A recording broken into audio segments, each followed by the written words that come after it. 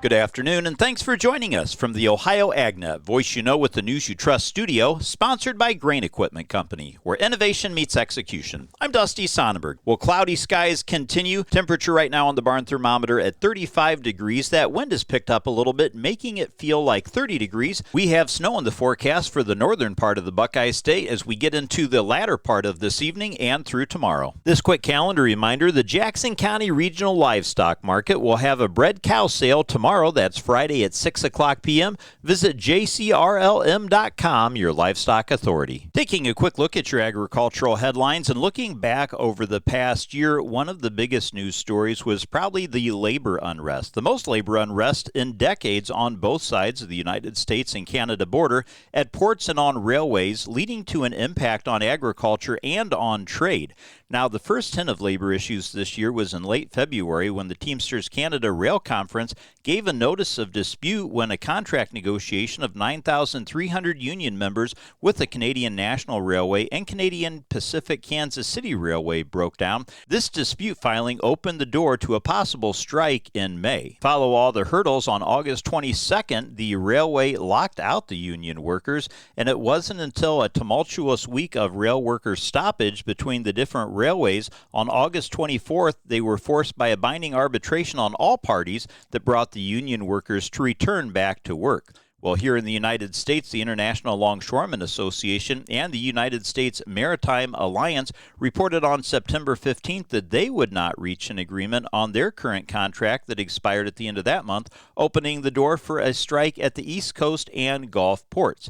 Now, they went on strike, and the strike affected soybean meal, and other agricultural products that are exported via containers. Approximately 5 to 6% of total soybean exports would be affected by that strike on the East and Gulf Coast. It also would have a significant impact on chilled frozen meat, eggs, and other things that are exported from the United States. Now, on the evening of October 3rd, the strike came to an end. Now, meanwhile, in Canada, Grain Workers Local Union 333 went on strike on September 24th, stopping work at 5 grain terminals in Vancouver. And at the time, Grain Growers Canada said that the grain farmers in the prairies rely heavily on that port of Vancouver to handle and export the majority of the grain that they grow. In fact, last year, terminal elevators at the port of Vancouver received roughly 52% of all grain products produced across Canada, underscoring the critical role that these terminals play in the agricultural supply chain.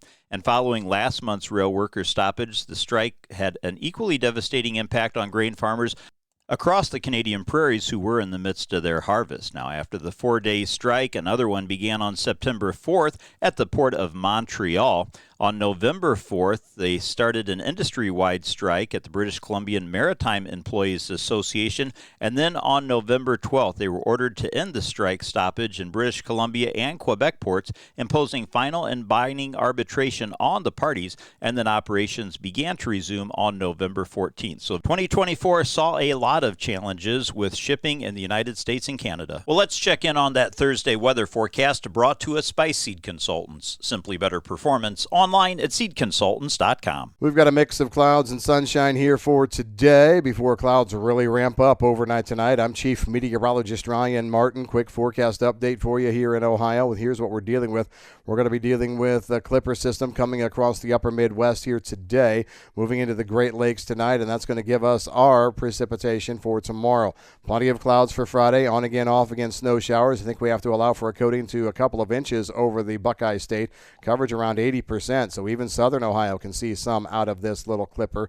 We do get rid of the clouds and the new snow for Saturday, maybe some lake effect in northeastern parts of Ohio, but that's it. And Sunday is going to be sunny as well, but we're chilly all weekend long, below normal temperatures. I'm meteorologist Ryan Martin. Thanks, Ryan. Stay tuned. We'll be back to take a look at how the market's closed after this. Hi, I'm Greg Peterson of the Peterson Farm Brothers. If you've seen our videos, you know we're proud to be farmers. Farming can be dangerous. Never assume location or depth of underground utilities or pipelines. Before you start any work on your farm, call 811 or visit clickbeforeyoudig.com to have underground lines located. It only takes a minute and can save your life. Never assume the location or depth of underground lines. Always call 811 or visit clickbeforeyoudig.com before you start work. A message from the Pipeline Operators for Ag Safety campaign.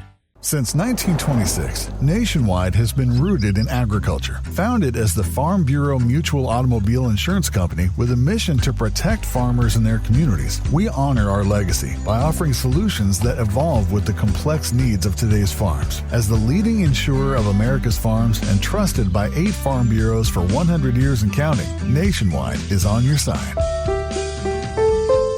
Number 1 insurer based on 2023 direct written premium per AM Best. Nationwide Mutual Insurance Company and affiliates, Columbus, Ohio. Let's check out those closing markets brought to us by Seed Consultants. Simply better performance online at seedconsultants.com. March corn closed today up 3.5 cents at $4.40 3/4. January soybeans were up 11 1/4 at $9.63, but wheat for March was down 8 1/4 cents, $5.33. December live cattle ended the day down 95 cents at $190.35, and February lean hogs were down 7.5 cents, $83.62 1/2 cents. Class 3 milk for January ended down 64 cents at $19.53. This is the Ohio AgNet.